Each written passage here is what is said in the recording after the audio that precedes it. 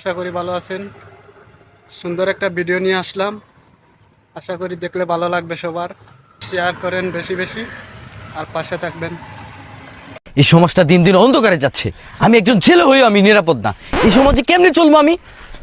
আরে বেটা দেইকে হাঁটবি তো না কি আর কিসের সমাজ নিরাপদ না বলতে বলে যেতেছ। মানে কি সমাজ ছিল 90 দশকের, কি সমাজ ছিল, কত সুন্দর ছিল সমাজটা। তো এখন কি করছে সমাজ?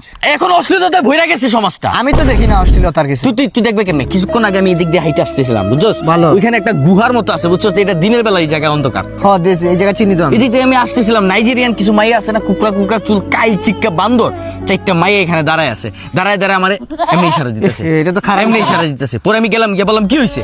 মায়াগুলো কি কয় জানোস? কি কইলো? বলে আমার গালে নাকি চুমা দিব, চুমা দিলে নাকি আমার আইফোন 16 প্রো ম্যাক্স দিব।